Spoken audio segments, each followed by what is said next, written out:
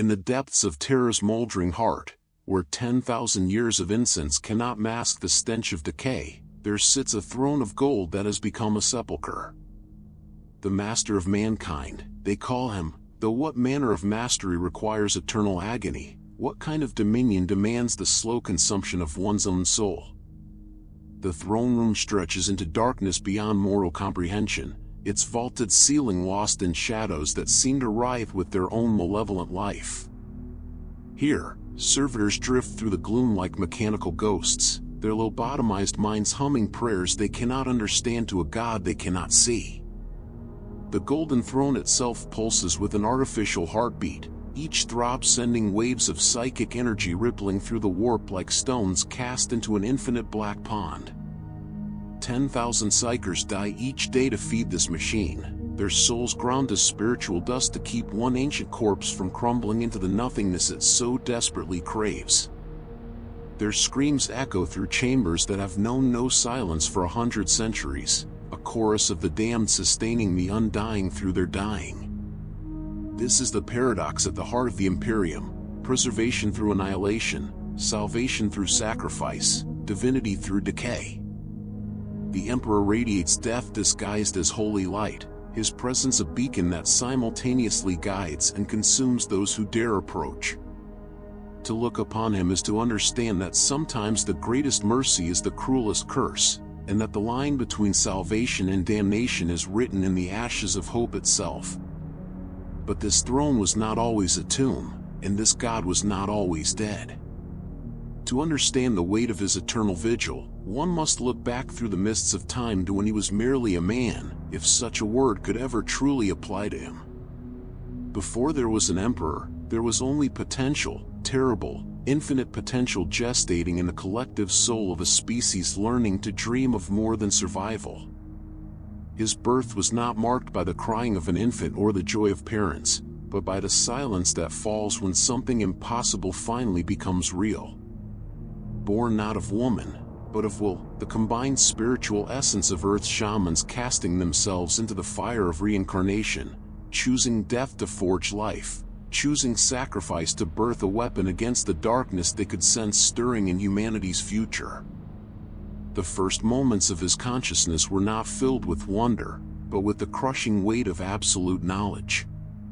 To be born with perfect understanding is its own form of damnation, for it leaves no room for the blessed ignorance that makes mortal existence bearable. He knew, from the first electric firing of his superhuman neurons, that he would outlive every person he might ever love, outlast every civilization he might build, and witness the decay of every dream he might dare to nurture. His childhood, if such a term has meaning for one born already ancient, was spent in the shadows of primitive Terra, watching the wheel of history turn through its endless cycles of birth, growth, corruption, and death. He watched the rise and fall of empires, the birth and extinction of languages, the flowering and withering of art and philosophy and faith. Each age believed itself the pinnacle of human achievement, each was proven wrong by time's relentless march. He alone remained constant, a fixed star in a universe of change, growing not older but deeper, not wiser but more burdened with the weight of perspective that mortals were never meant to bear. In those early millennia, he learned the first and most bitter lesson of immortality, that to live forever is to love temporarily.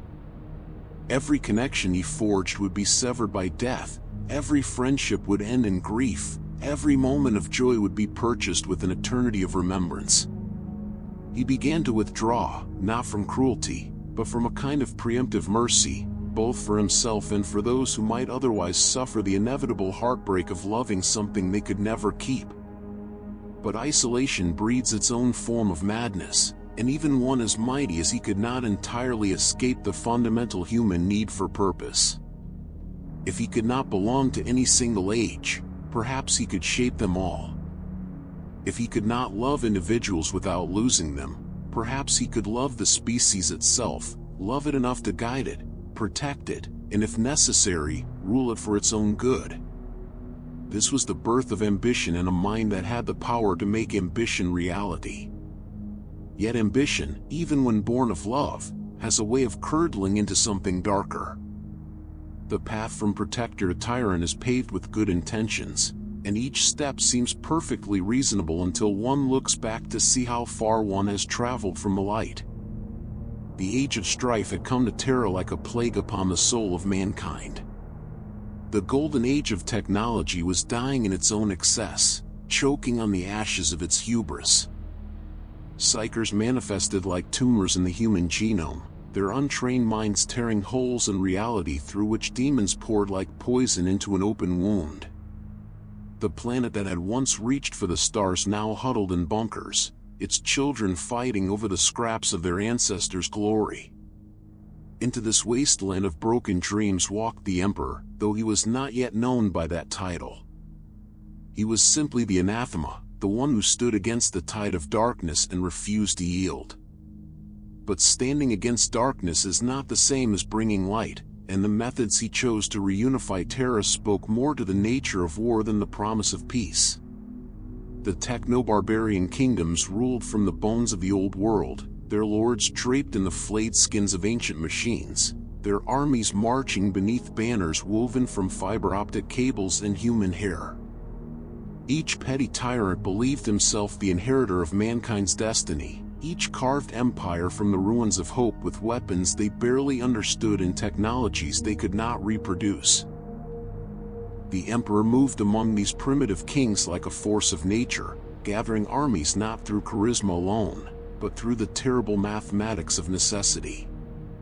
His thunder warriors, the crude precursors to the Astartes, were not born but forged, their humanity smelted away and recast in the fires of genetic manipulation. They were magnificent and horrifying in equal measure, superhuman in capability but barely human in soul. They conquered not with strategy but with inevitability, rolling across the broken continents like an avalanche of flesh and steel. But conquest is only the beginning of rule, and rule requires more than the fear of retribution.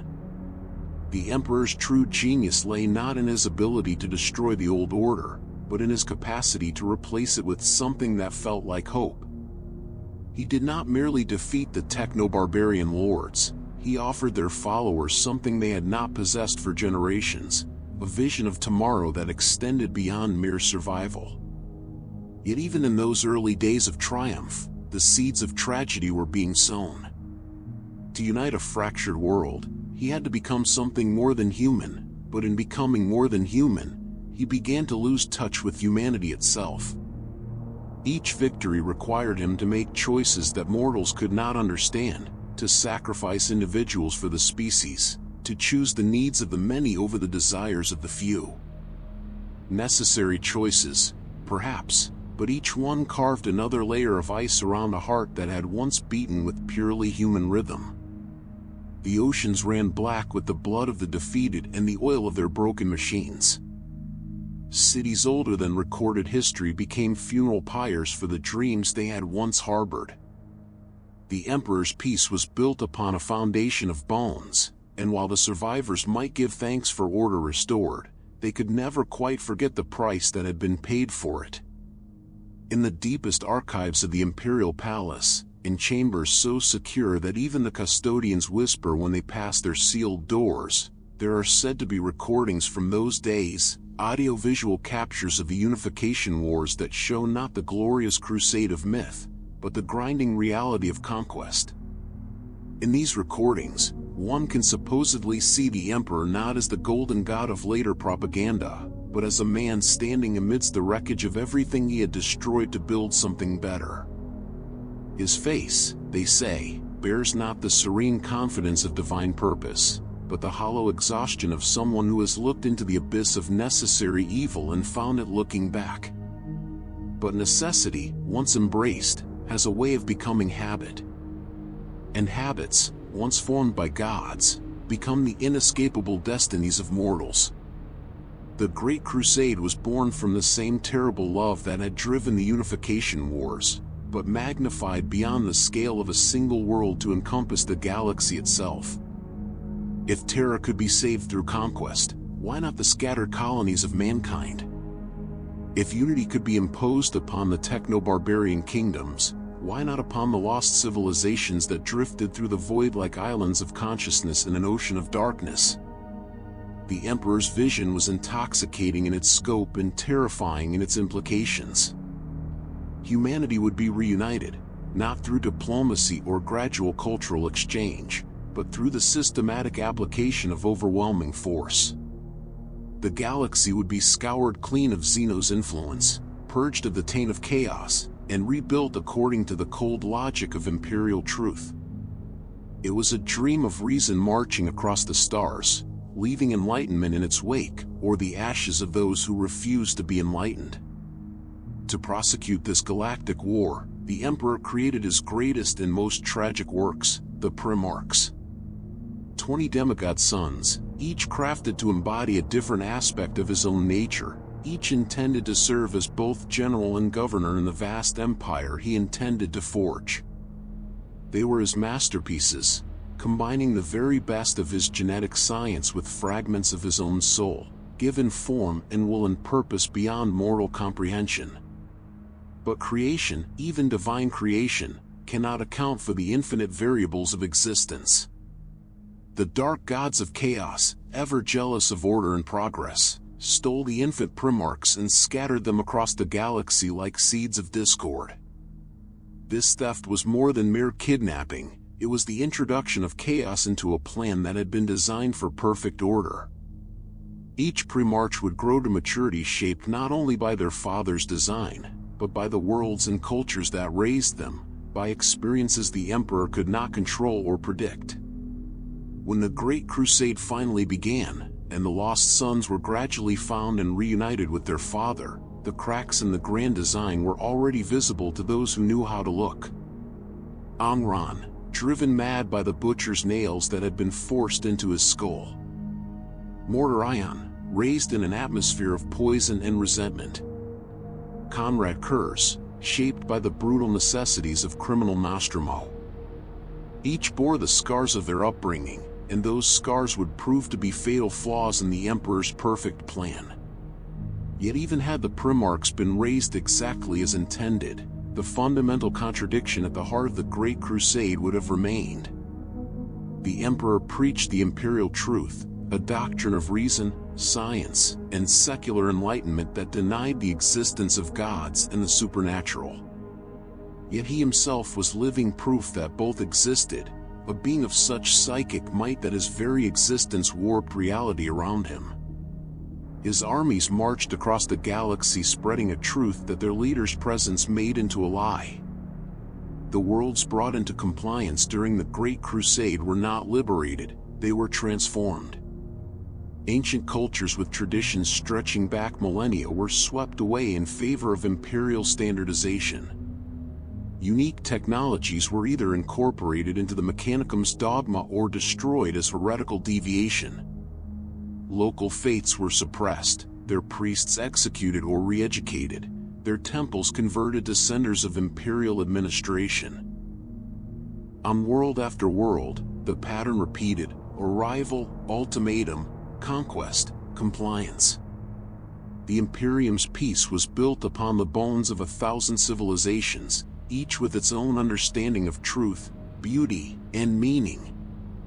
The Emperor's gift to humanity was unity, but unity purchased through the systematic elimination of diversity, the grinding of countless unique voices into a single, harmonious chorus singing his praise. The Space Marine legions, led by their Primarch fathers, became the instruments of this grand design. They were magnificent in their purpose and terrible in their efficiency, each legion reflecting the personality and methodology of its gene father. The Luna Wolves brought worlds into compliance through surgical strikes and negotiated surrender. The World Eaters left nothing but corpses and burning cities. The 1,000 Suns used psychic might to shatter the will of their enemies before the first shot was fired. Each approach was effective, each left scars that would never fully heal. But perhaps the greatest tragedy of the Great Crusade was not what it destroyed, but what it created in its wake.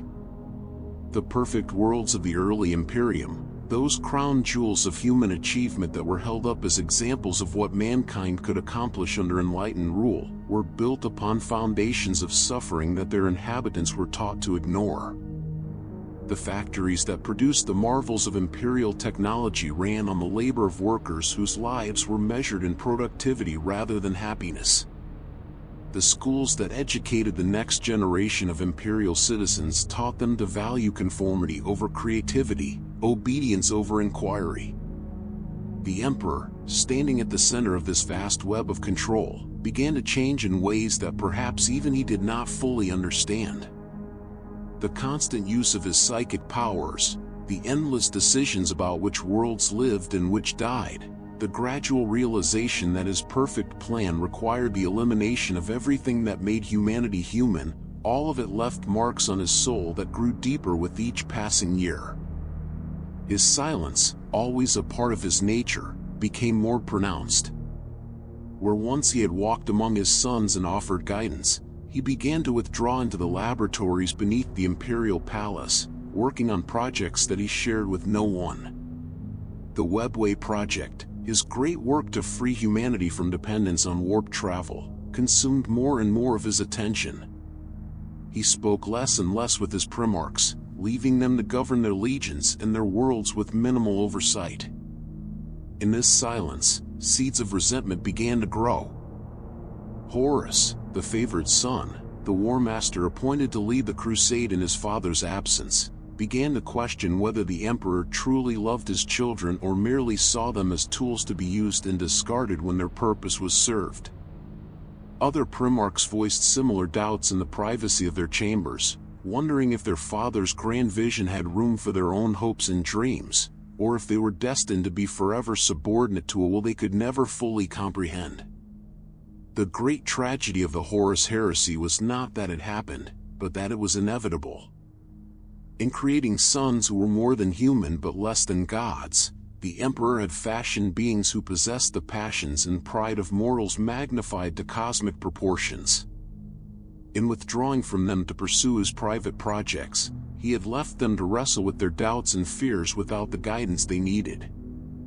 In building an empire based on absolute compliance, he had created a system that could not tolerate the very independence and creativity that made his sons great. Yet none of this was visible in those golden days when the Great Crusade seemed to be succeeding beyond even the Emperor's wildest dreams. The galaxy was being brought to heel, world by world, system by system. Humanity's scattered children were being gathered into the embrace of a single, unified civilization. The future seemed bright with promise, a golden age of reason and progress stretching into infinity.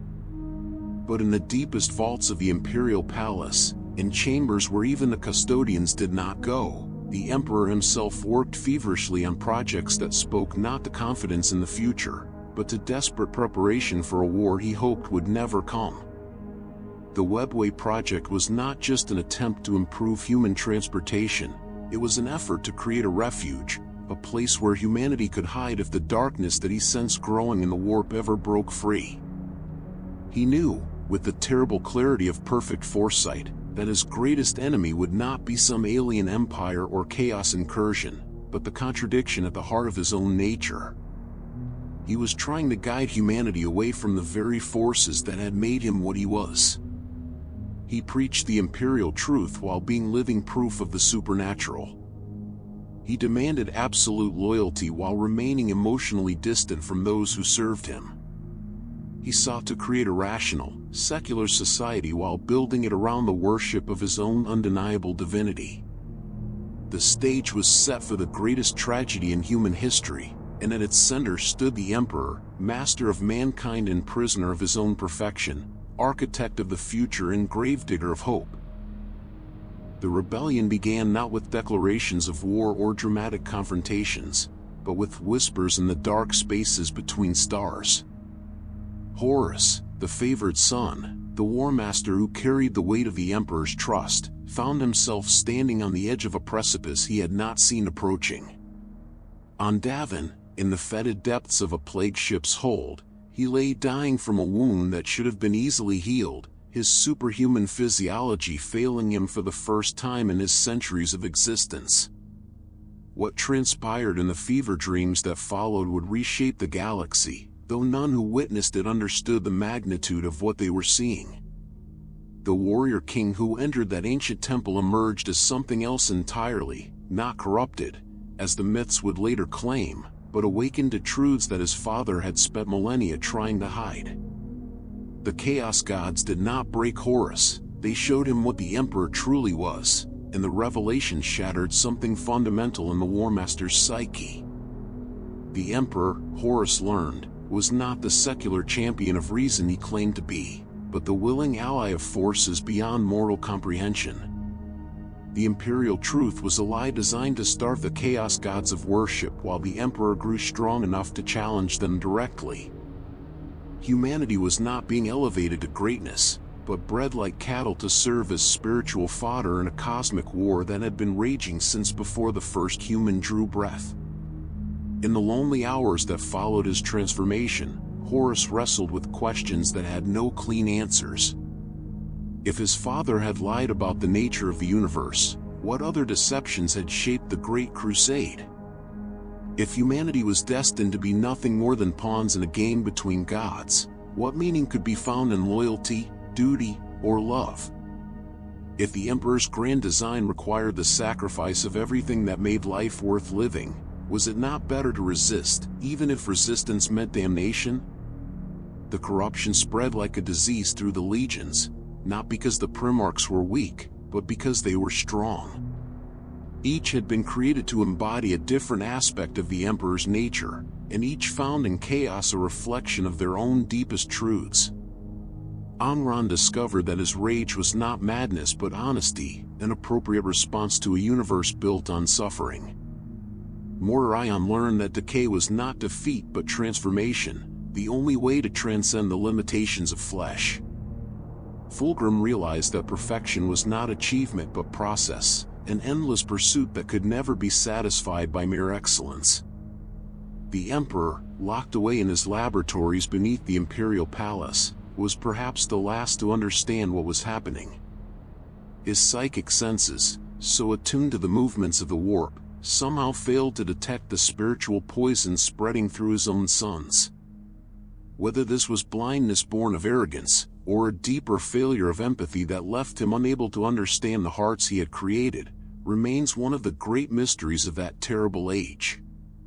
When the truth finally became undeniable, when Istvan III burned and the Loyalist legions lay slaughtered by their own brothers, the Emperor's response was not rage or sorrow but something far more disturbing: silence. He recalled his scattered forces with mechanical efficiency, fortified terror with the cold precision of a master strategist, and waited. No messages were sent to the rebel Primarchs, no attempts made at reconciliation or negotiation. It was as if he had always known this moment would come, had perhaps even planned for it as part of some larger design that mortal minds could not comprehend. The siege of Terra that followed was not merely a war between armies, but a battle between incompatible visions of what humanity could become. On one side stood the Emperor's dream of order, reason, and controlled evolution, a future where mankind would transcend its limitations through discipline and technological advancement. On the other stood Chaos's promise of freedom, passion, and unlimited possibility, a future where humanity would embrace its desires and fears without restraint or consequence. Both visions were lies, of course. The Emperor's order was built on suffering and stagnation, while Chaos's freedom led inevitably to madness and destruction. But lies can be more compelling than truth when they offer escape from unbearable realities, and the galaxy burned with the fury of those who had chosen to believe in something, anything, rather than accept the crushing weight of purposeless existence. In the final battle aboard Horus's flagship, father faced son in a confrontation that would echo through eternity. The Emperor, confronting the ruin of everything he had built, finally understood the price of his own perfection. To create beings capable of greatness, he had given them the freedom to choose their own damnation. To build an empire that could survive his absence, he had made himself so distant that his own children could not recognize his love for what it was. The moment of Horus's death was not a victory but a defeat that would take 10,000 years to fully comprehend. In destroying his beloved son, the Emperor had saved the Imperium, but he had also murdered the future he had spent millennia trying to create. The dream of secular enlightenment died with Horus, replaced by the nightmare of desperate faith in endless war. As the Emperor's broken body was carried to the Golden Throne, as the machinery of his ascension hummed to life around his dying flesh, the weight of what he had become finally settled upon his shoulders like a shroud woven from the screams of the damned. He was no longer the master of mankind but its eternal prisoner, doomed to watch from his golden cage as everything he had tried to prevent came to pass. The throne became a tomb not in the moment of his interment, but in the terrible understanding that followed. He would never die, never rest, never escape the consequences of his own impossible nature. The Emperor's death was also his birth, not as a god, but as something far worse. A necessary evil that would endure forever. The moment stretched into eternity, that instant when the Emperor's mortal flesh finally surrendered to the wounds that should have killed him. But death, for one such as he, was not the gentle release that came to lesser beings. It was a transformation, a metamorphosis from man into myth, from flesh into something that existed beyond the boundaries of physical reality. The Golden Throne, that marvel of Dark Age technology combined with arcane arts that even the Emperor did not fully understand, hummed to life around his failing form. 10,000 years later, scholars would debate whether the throne saved him or condemned him, whether his placement upon that golden seat was an act of salvation or the cruelest punishment ever devised. Perhaps both were true, perhaps the distinction had no meaning for one who existed beyond the normal boundaries of life and death. In those first moments of his new existence, the Emperor experienced something that his superhuman consciousness had never known: helplessness. For the first time in millennia, he could not simply will reality to conform to his desires. His physical form was broken beyond even his ability to repair. His psychic might turned inward to the desperate task of maintaining the barest semblance of life. The master of mankind had become a prisoner of his own flesh, trapped within a body that was simultaneously dying and unable to die. The machinery of the throne pulsed with rhythms that echoed the beating of a heart that no longer beat, the breathing of lungs that no longer drew air. Servo skulls drifted through the chamber like mechanical angels, their lifeless eye sockets recording everything and understanding nothing. The custodians took their positions around the throne, their golden armor gleaming in the light of psychic fires that burned without consuming, their faces hidden behind masks that reflected their master's own loss of humanity. But the true horror of the Emperor's new existence was not physical but spiritual. To maintain the Astronomicon, that psychic lighthouse that guided Imperial ships through the warp, he had to consume the souls of psychers at a rate that beggared imagination. Each day, 1,000 human beings were dragged before the throne and fed into the machinery of his continued existence. Their souls were not merely destroyed but transformed, becoming fuel for a beacon that shone across the galaxy like a star made of screaming voices. The Emperor, if consciousness remained to him in any recognizable form, was forced to participate in this daily holocaust. Each soul that entered the throne's mechanisms passed through him, became part of him, added its voice to the growing chorus of the damned that sang in the deepest reaches of his mind. He who had sought to protect humanity from the horrors of the warp was now himself a horror that consumed human souls to sustain human civilization. In the early years after his entombment, before the cult of worship that would define the later Imperium had fully formed, there were those who questioned whether the Emperor's survival was worth the price being paid to maintain it. Tech priests whispered in binary cant about the inefficiency of the system, calculating the cost in human lives against the benefit of continued warp travel. Some even suggested that perhaps the Emperor should be allowed to die, that the galaxy might find other ways to navigate the sea of souls without requiring such constant sacrifice. These voices were silenced not by decree but by necessity. The first time the throne's power fluctuated, when a group of radical tech priests attempted to modify its systems to reduce the daily sacrifice, the results were catastrophic. Warp storms engulfed entire sectors, Imperial fleets were lost in the Empyrean, and demon incursions tore through the galaxy like claws through parchment. The price of the Emperor's diminished strength was paid in the blood of billions, and the lesson was learned: he could not be allowed to weaken, no matter the cost.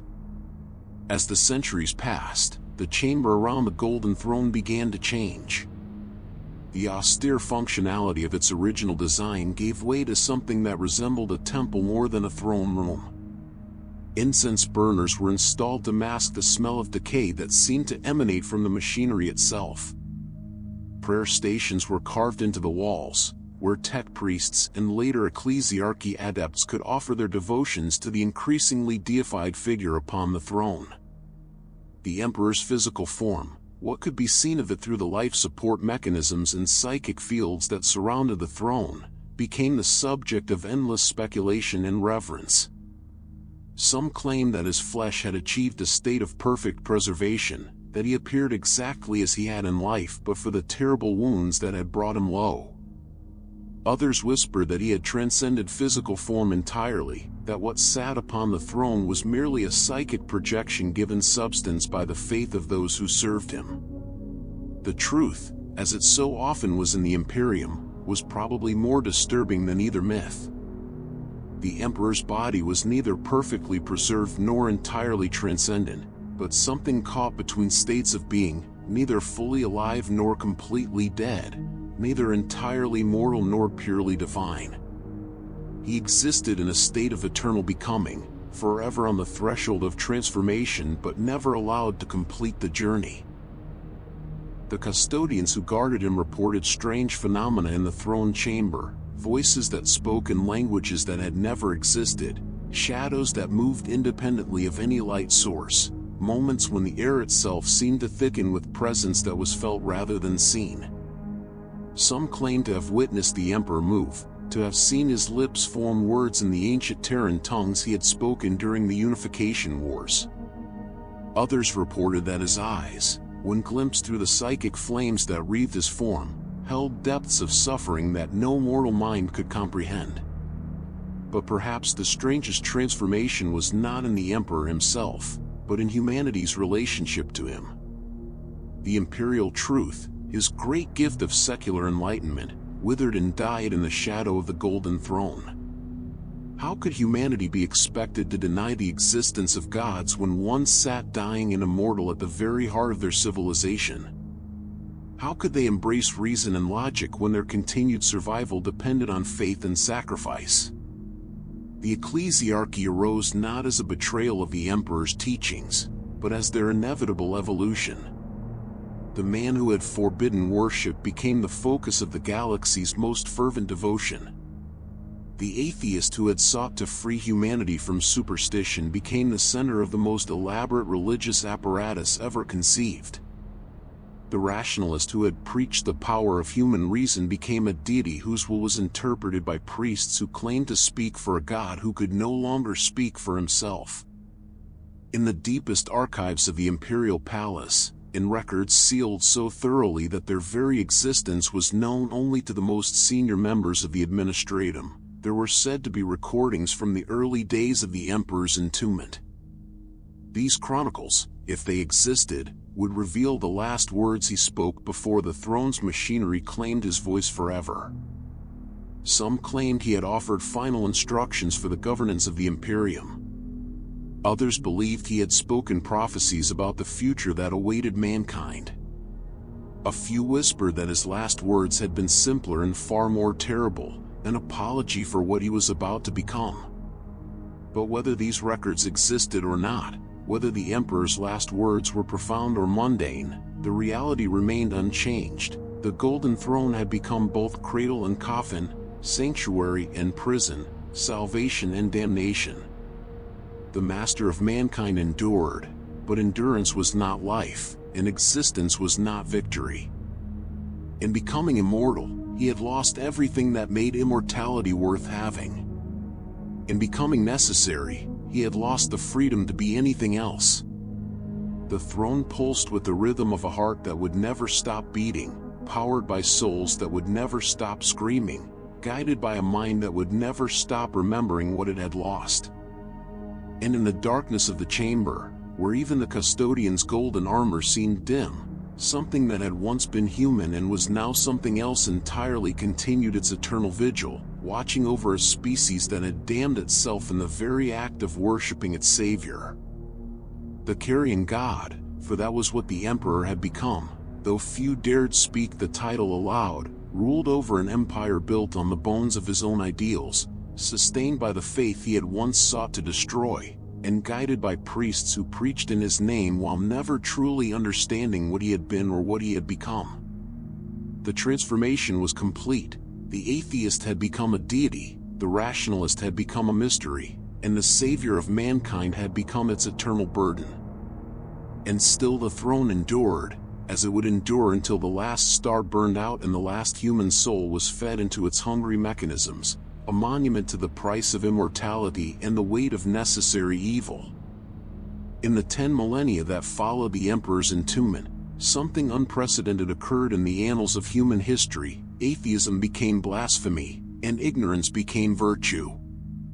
The species that had once reached for the stars with rockets built from mathematics and dreams now crawled across the galaxy on their bellies, prostrating themselves before altars dedicated to a being who had once forbidden them to kneel. The ecclesiarchy grew like a cancer through the body of the Imperium, metastasizing into every aspect of human existence until there was no distinction between faith and governance, between prayer and policy, between worship and war. Entire worlds were given over to the production of nothing but devotional materials, prayer books printed on human skin, icons carved from the bones of martyrs, incense made from the ashes of those who had died in the emperor's service. On pilgrimage worlds like Ophelia 7 and Sam Lure, millions of the faithful gathered in cities that existed for no purpose other than worship. They came from across the galaxy, spending their life savings on passage aboard pilgrim ships that were little better than flying coffins, risking their lives to travel through the warp-touched void for the privilege of standing in the shadow of cathedrals that could be seen from orbit.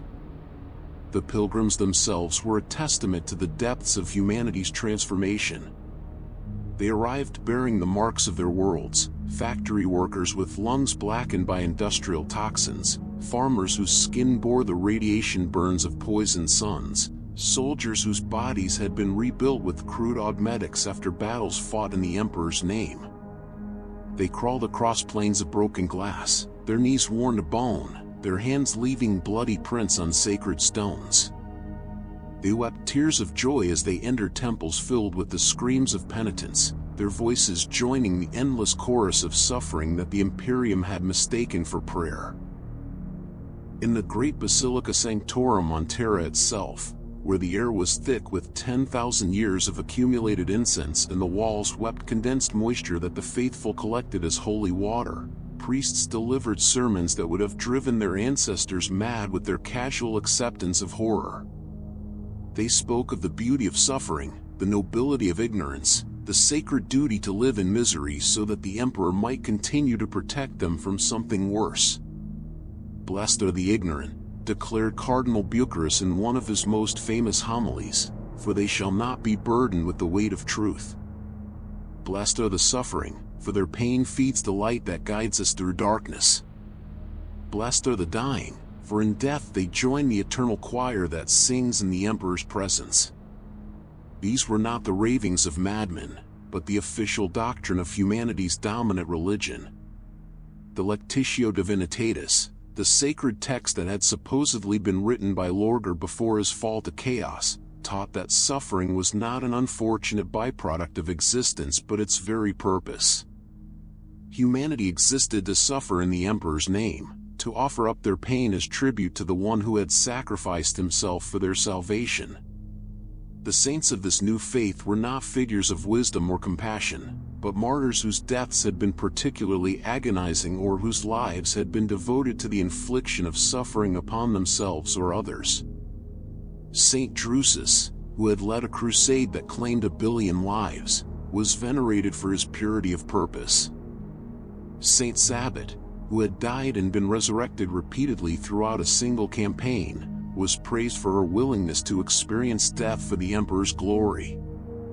Saint Celestine, who burned with holy fire that consumed her flesh even as it renewed it, was held up as an example of perfect devotion. The emperor, who had once walked among mankind and shown them wonders born of reason and science, was now worshipped as a distant deity whose nature was incomprehensible to mortal minds. His image appeared on countless icons and stained glass windows, but it bore no resemblance to the man he had been. Sometimes he was depicted as a golden giant wreathed in fire, sometimes as a skeletal figure upon a throne of bones, sometimes as a child whose tears became stars. Each representation was considered equally valid, for the emperor was believed to exist beyond the constraints of physical form. The priests who served this new deity were themselves transformed by their devotion. The highest ranks of the ecclesiarchy practiced ritual scarification, marking their flesh with the symbols of their faith until their bodies became living scripture. They spoke in tongues that claimed to be High Gothic but bore little resemblance to any language that had ever existed, their sermons delivered in voices that had been trained to mimic the sound of machinery or the whisper of wind through ancient ruins. In the deepest vaults of cathedral worlds, where the air was so thick with incense that it had to be filtered through rebreathers, ancient relics were kept in reliquaries that were themselves objects of worship. A single drop of the emperor's blood, preserved in stasis fields for 10 millennia, could draw pilgrims from across the galaxy. A fragment of his armor, no larger than a thumbnail, was worth more than the GDP of entire star systems. A single word, supposedly spoken by him during the Great Crusade and recorded on a data slate that had passed through 1,000 hands, could form the basis of theological debates that lasted centuries. But perhaps the most disturbing aspect of the emperor's transformation from man to God was the way his silence had been interpreted as communication. The priests of the ecclesiarchy claimed to receive visions from him, divine revelations that always seemed to support whatever policy or crusade they happened to be advocating. These emperor's tarot readings were conducted with cards that bore images of demons and saints, their meanings interpreted by individuals who had spent decades studying the supposed language of divine symbolism. The irony was lost on humanity that their atheist emperor had become the center of the most elaborate system of religious interpretation ever devised. Every coincidence was seen as a sign of his will, every disaster as a test of faith, every victory as proof of his continued protection. The species that he had tried to lead toward reason had embraced a form of mysticism that made medieval superstition look sophisticated by comparison. In the end, the emperor's greatest victory became his most complete defeat. He succeeded in uniting humanity under a single belief system, but that system was everything he had tried to destroy. He became the object of universal worship, but the worship was antithetical to everything he had stood for. He achieved immortality, but it was an immortality spent watching his children destroy themselves in his name. The carrion god sat upon his golden throne, sustained by the deaths of psychers and the prayers of the faithful, while the Imperium he had created to embody human reason became a monument to human irrationality. The species he had sought to elevate had debased itself in his service. The future he had tried to secure had become a hell where hope was heresy and knowledge was sin.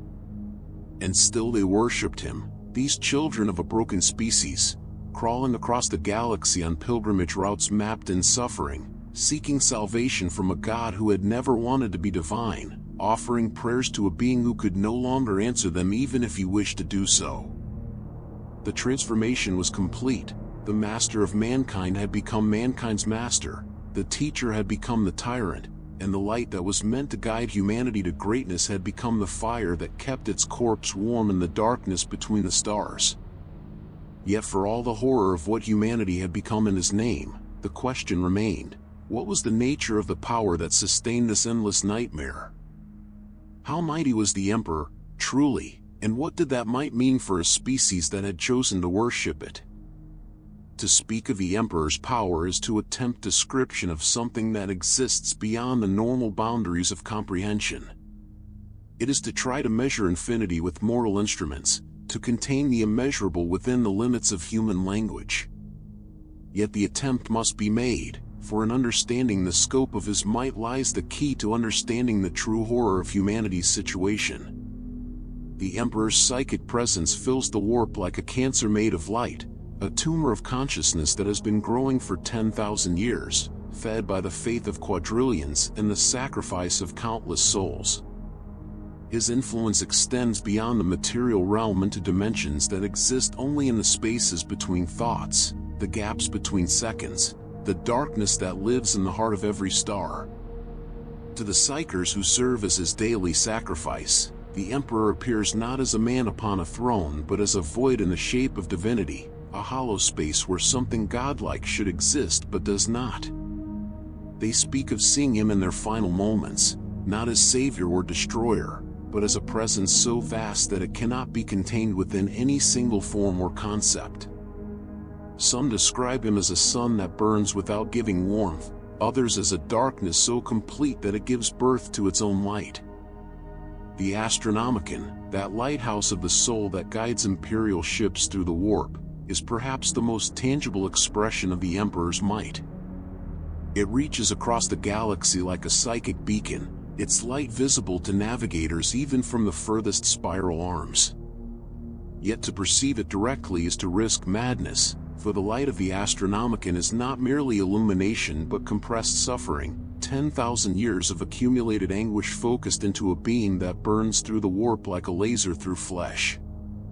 Navigator families, those mutant bloodlines whose third eyes allow them to see the currents of the immaterial, speak in whispers of what they witness when they look directly into the Astronomicon's radiance.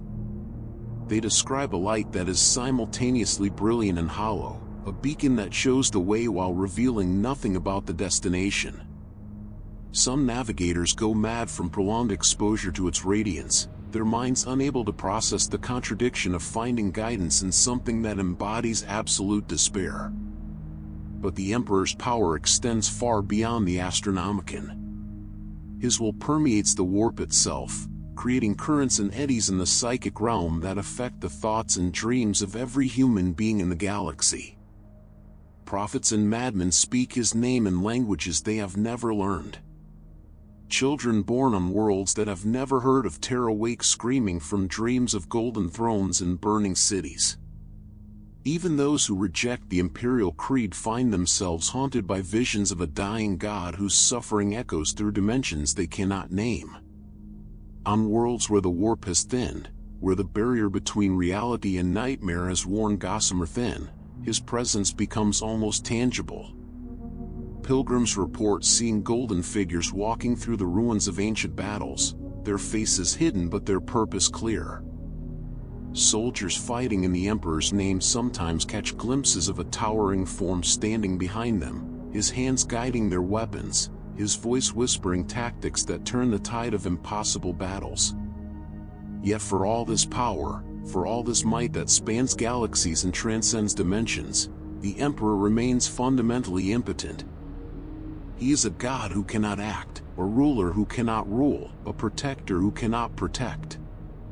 His strength is turned inward, consumed by the simple task of maintaining his own existence and powering the mechanisms that keep the Imperium from immediate collapse. The paradox of the Emperor's situation is that his power has become the source of his powerlessness. Every psychic intervention, every moment of direct action, costs him energy that must be replenished through the sacrifice of human souls. Every miracle performed in his name requires the death of psychers, every blessing bestowed upon his followers demands payment and suffering.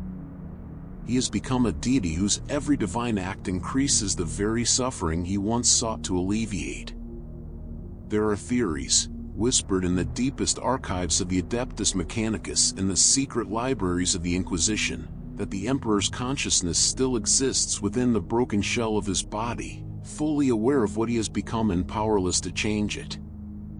These theories suggest that he experiences every death of every psyker fed to the Golden Throne, feels every prayer offered in his name, knows the full weight of the suffering that his continued existence requires. If these theories are true, then the Emperor's punishment is perfect in its cruelty, to be worshipped by those he sought to enlighten, to be sustained by the deaths of those he tried to protect, to be the unwilling cause of everything he once opposed. He has become the very thing he spent millennia fighting against, a god whose existence depends on human sacrifice, whose power is built on ignorance and fear, whose immortality is purchased with the currency of moral suffering. Some among the most radical thinkers of the Imperium have suggested that the Emperor's power might be great enough to break free from the Golden Throne, to transcend his physical limitations and manifest directly in the material realm. They point to moments of crisis when his influence has seemed most direct, the appearance of saints, the manifestation of the Legion of the Damned, the mysterious figures in golden armor who appear at the most desperate battles and turn defeat into victory. But even if such theories are correct, even if the Emperor possesses the power to free himself from his golden prison, the cost of doing so might be greater than even he is willing to pay. His death would extinguish the Astronomicon, leaving the Imperium blind in the warp. The psychic barriers he maintains around Terra would collapse, opening the homeworld of humanity to demonic incursion. The faith that holds the Imperium together might shatter, plunging the galaxy into civil wars that would make the Horus heresy look like a minor disagreement. Perhaps the most terrifying aspect of the Emperor's power is not its scope but its necessity. Humanity has become so dependent on his psychic might that his absence would spell their certain doom. They have built their civilization around his suffering, shaped their society to feed his hunger for souls, organized their entire existence around the maintenance of a being whose continued existence may be the cruelest joke the universe has ever played. The Emperor's power is absolute and impotent, infinite and imprisoned, divine and damned. He is the most mighty being in the galaxy and its most helpless victim, the master of mankind and the slave of human necessity. His strength spans the stars but cannot lift him from his throne. His consciousness encompasses the galaxy but cannot escape the prison of his own flesh. In the end, the question of the Emperor's power leads not to understanding but to greater mystery. For in measuring his might, one must also measure the magnitude of what he has lost, and in contemplating what he has lost, one must confront the terrible possibility that his suffering is not tragedy but justice, not accident but design, not misfortune but the inevitable consequence of becoming exactly what the universe needed him to be. He endures, and through his endurance, so does the species that has damned him to eternal life. The power that was meant to free humanity from the darkness has become the chains that bind them to it, and the light that was supposed to guide them to enlightenment has become the fire that illuminates only the depth of their fall. Yet even in this cosmic tragedy, in this perfect symmetry of power and powerlessness, there remains one question that haunts the dark corners of imperial philosophy. If the Emperor's consciousness truly persists within that golden shell, if awareness remains trapped within omnipotence, then what thoughts occupy a mind that has had 10,000 years to contemplate the ruins of its own ideals? In the spaces between heartbeats that no longer beat, in the silence that exists between the screams of the dying psychers, in the darkness that lives at the center of the Astronomicon's blazing light, something that was once human contemplates the weight of eternity. Time, that force which had once been his servant, has become his torturer, each moment stretching into infinity, each instant pregnant with the accumulated weight of 10 millennia's worth of suffering, worship, and loss. The Emperor, if consciousness indeed persists within the broken shell of his body, exists in a state that has no parallel in mortal experience. He is simultaneously everywhere and nowhere, omnipresent throughout the galaxy yet trapped within the confines of a single throne. His awareness spans the breadth of human space, touching the minds of quadrillions, yet he cannot move a single finger of his own withered hand. Through the psychic network that connects every human soul to the warp, he feels the birth of every child born in his name, witnesses the death of every soldier who falls crying his title. He knows the prayers of the faithful before they speak them, understands the doubts of heretics before they form them, experiences the agony of every psyker who dies to sustain him before their souls are consumed by the Golden Throne's hungry mechanisms. The weight of this knowledge, accumulated over 10,000 years, would have driven any mortal consciousness to madness. But the Emperor is not mortal, and madness itself may be a luxury he cannot afford. Instead, he must remain aware, must continue to process the infinite stream of human experience that flows through his consciousness like a river of liquid suffering. Every act of cruelty committed in his name becomes part of his awareness. Every moment of despair experienced by his worshippers adds to his burden. Every prayer offered in hope becomes another weight upon a soul that can never rest. In the deepest meditations of the Adeptus Custodes, those golden guardians who stand eternal vigil around the throne, there are reports of changes in their master's condition that suggest consciousness persists within that withered form. Sometimes his lips move, forming words and languages that died before the rise of Terra's first empire. Sometimes his fingers twitch, as if trying to grasp something that exists just beyond reach. Sometimes tears flow from eyes that have seen too much, salt water tracking down cheeks that have not known true sleep for 10 millennia. The custodians, alone among humanity, are permitted to approach close enough to the throne to witness these subtle signs of awareness. They speak, in hushed tones and only among themselves, of moments when they feel the Emperor's attention focus upon them, when the weight of his consciousness presses against their minds like the gravity of a collapsing star. In these moments, they report experiencing fragments of his thoughts, not words or images, but pure concepts too vast for mortal minds to fully comprehend. They describe sensations of infinite regret, of understanding that grows more complete and more terrible with each passing century. They speak of touching minds that contain not just the memory of every human life touched by the Imperium, but the weight of possibilities that will never be realized, futures that might have been if different choices had been made in those crucial moments when the fate of the species hung in the balance. But perhaps the cruelest aspect of the Emperor's immortal consciousness is not what he knows, but what he remembers. In the endless hours of his vigil, his mind turns inevitably to the past, to the moments when different choices might have led to different outcomes. He remembers the faces of his sons, not as they became in the end, but as they were in their moments of greatest hope and promise. He recalls the planets that burned in the Great Crusade, the civilizations that were extinguished to make way for imperial compliance, the individuals whose deaths might have been prevented if he had acted with more wisdom or compassion. The Emperor remembers being human, and that memory is perhaps the greatest torture of all. He recalls what it felt like to feel joy without the weight of responsibility, to love without the certainty of loss, to hope without the burden of perfect knowledge. These memories, preserved in crystalline clarity by his perfect recall, serve as constant reminders of what he has sacrificed and what humanity has lost through his transformation. In his most human moments, trapped within the golden shell that has become both life support system and prison, the Emperor might wonder if his sacrifice was worth the price that has been paid. The Imperium endures, yes, but it endures as a grotesque parody of everything he had hoped to build. Humanity survives, but survival purchased through ignorance, suffering, and the worship of everything he had tried to teach them to reject. Time moves differently for an immortal consciousness. Minutes become hours, hours become days, and days stretch into years without meaning or measure. The Emperor's awareness exists in a state of eternal present, simultaneously experiencing the weight of the past and the uncertainty of the future.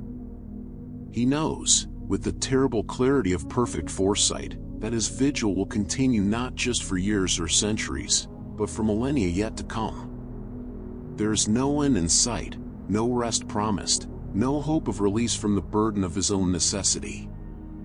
Yet even in this state of ultimate imprisonment, even in this condition of cosmic suffering, something that might be called hope persists within the Emperor's consciousness. Not hope for himself, that luxury was abandoned long ago, but hope for the species he has doomed himself to protect.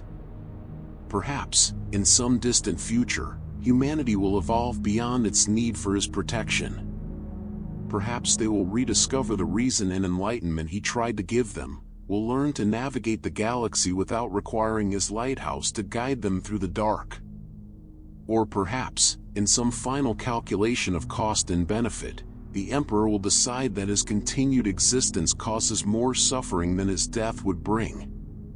Perhaps, in some moment of ultimate compassion, he will choose to release his grip on life and allow the Golden Throne to finally fall silent, accepting the collapse of the Imperium as the price of ending his eternal agony. But such thoughts, if they exist within his consciousness, remain forever private. The Emperor's silence has become absolute, his thoughts and feelings locked away behind psychic barriers that not even his most trusted servants can penetrate. Whether this silence is born of wisdom, despair, or simple exhaustion, no mortal being can know. In the end, the Emperor's immortality has become the perfect prison, eternal awareness without the power to act, infinite knowledge without the ability to change, unlimited time without the hope of redemption. He endures because he must, continues because the alternative is unthinkable, and suffers because suffering has become the price of love. The burden of immortality, for one such as he, is not the weight of years but the weight of responsibility that can never be set down, duty that can never be completed, and love that can never be requited. The Emperor is trapped not by the Golden Throne but by his own nature, imprisoned not by his enemies but by the very compassion that led him to accept the crown of martyrdom in the first place.